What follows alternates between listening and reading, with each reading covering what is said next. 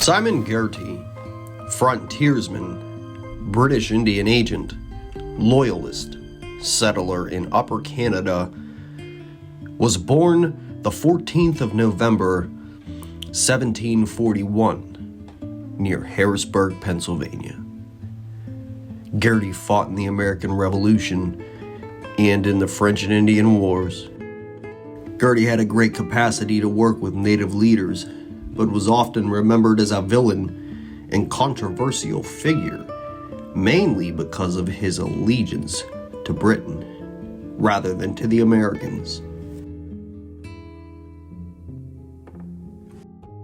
The son of an American trader, also named Simon, and his wife Mary, Girty grew up in the American colonies during tumultuous times. In 1750, his father was killed in a fight with another settler. In 1756, after the capture of Fort Granville during the 7 Years' War between France and Great Britain, Girty was taken prisoner by Native American Indians and adopted by a Seneca chief. Girty lived as a Seneca in what is now New York State.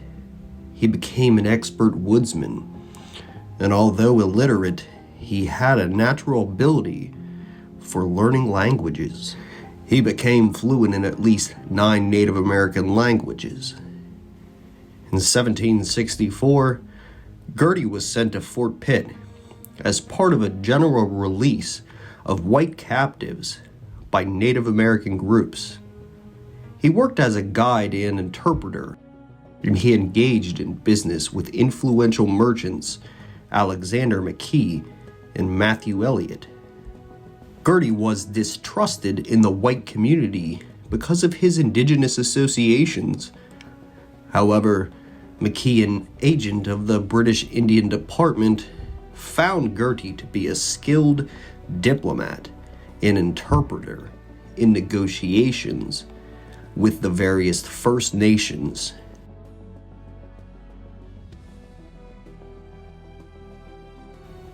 Girty established such a high level of trust among Native American leaders that he was one of the few white people permitted to speak in tribal councils.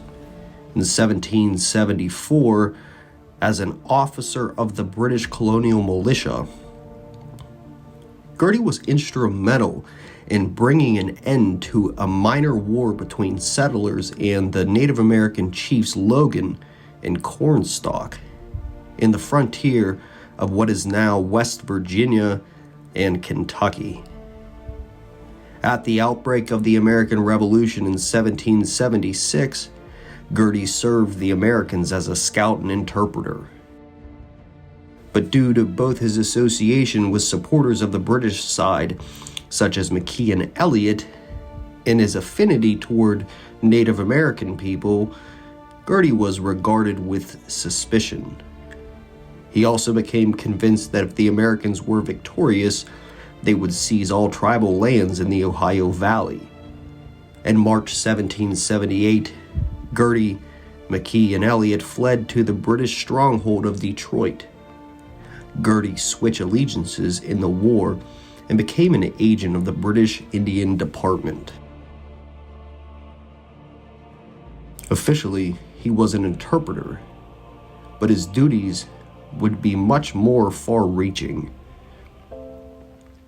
Girty traveled throughout the lands of the various First Nations, urging leaders to ally themselves with the British. He carried out spy missions in the American territory and fought numerous raids and battles.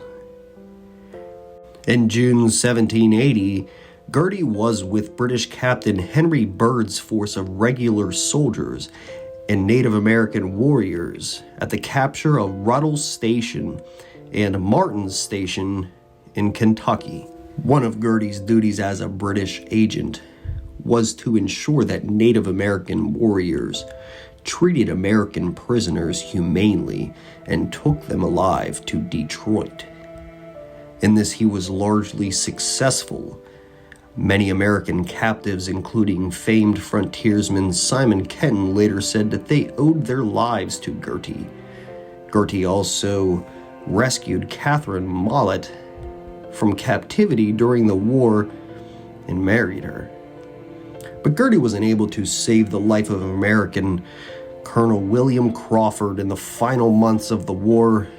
Crawford was captured when indigenous warriors routed his army at the Battle of Sandusky in June 1782. Despite Girty's protest at the execution site, the warriors burned Crawford at the stake in revenge for the earlier massacre of a Native American community at Gnadenhutten by American militia. In August that year, a British Native American force led by Girty and Captain William Caldwell defeated a column of Kentucky militia at the Battle of Blue Licks, one of the last engagements of the American Revolution. After the British surrender, Girty joined the movement of Loyalists migrating from the former American colonies to British North America. He homesteaded on a farm at Malden in Upper Canada and continued to support Native American resistance to American westward expansion. As part of this, he participated in the defeats of United States Generals Josiah Harmer in 1790 and Arthur St. Clair in 1791 by Native American forces. He retired to Canada permanently after U.S. General Anthony Wayne's decisive victory over the Native American side brought the Ohio frontier conflict to an end at the Battle of Fallen Timbers in 1794. Girty was too old to fight in the War of 1812 and fled before an advancing American army in 1813. 5 years later, he died at his home of natural causes and was buried with military honors. Girty was a figure of almost supernatural fear to Americans during and after the American Revolution, but stories of his alleged cruelty were based almost entirely on knowledge of Crawford's terrible fate.